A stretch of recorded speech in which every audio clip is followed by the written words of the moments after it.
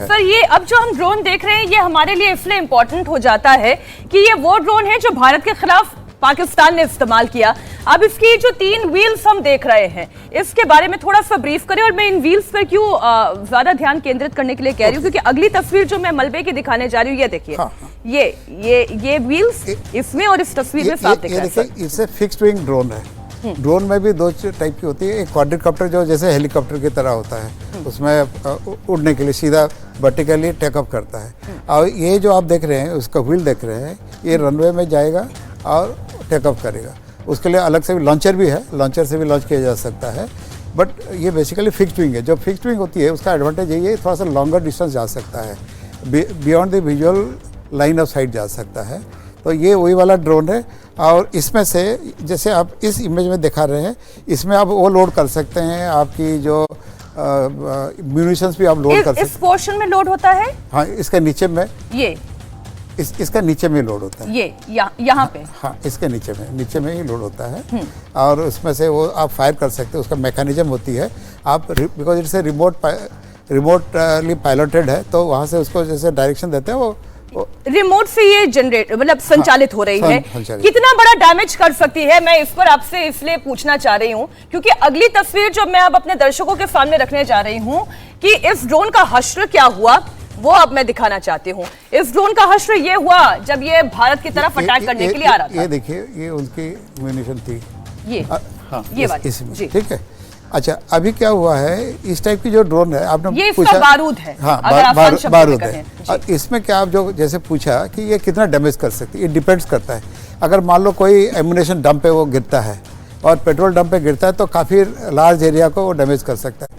अगर वो बंकर में गिरता है तो वो बंकर को ही तोड़ सकता है। बट इसको हम एरिया वेपन के हिसाब से नहीं मानते हैं।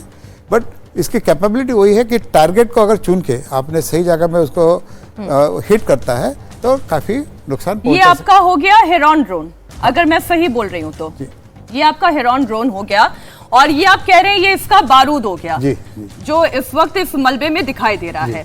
और ये जो व्हील्स में जिसकी बात कर रही हूँ वो पिछली तस्वीर में मैंने आपको दिखाया, ये वही व्हील है जो इसकी पिछली तस्वीर में बता रही थी कि ये वही ड्रोन है जो पाकिस्तान के पास है।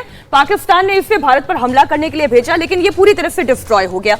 लेकिन अगर इसी के कंपैरिजन में आपसे मैं ये समझूं कि भारत के पास कौन सी ताकत है? देखिए, सबसे बढ़िया बात यह है, मैं आपको ये बताना चाहता हूँ, उनके पास तो सिर्फ टर्की वाला है और हम शुरू से इजरायली वाला भी लेके आते थे। अभी इजरायली का भी हमारा बड़ा सप्लायर है। लेकिन पिछला 8-10 साल से 7-8 साल से जो हमारा पॉलिसी चेंज हुई, पहले ड्रोन को भारत में मैन्युफैक्चर करना क्या उड़ाना भी अलाउ नहीं था। बट अभी डीजीसीए ने फिर हमने पॉलिसी एडवोकेसी की, पॉलिसी अभी काफ़ी लिबरलाइज हो गया जी। भारत सरकार ने मेक इन इंडिया इनिशिएटिव ये किया। अभी भारत में कम से कम 500 से ज़्यादा ड्रोन कंपनी है। सबसे जो बड़ी बात है, जैसे मेरा कंपनी है वो 8 साल का पुराना है, स्टार्टअप कंपनी बनी और अभी हमने पूरा सप्लाई कर रहे हैं। बड़े बड़े जो भी इंडस्ट्री छोटी इंडिया में है वो भी बड़े अलग टाइप के बना रहे हैं।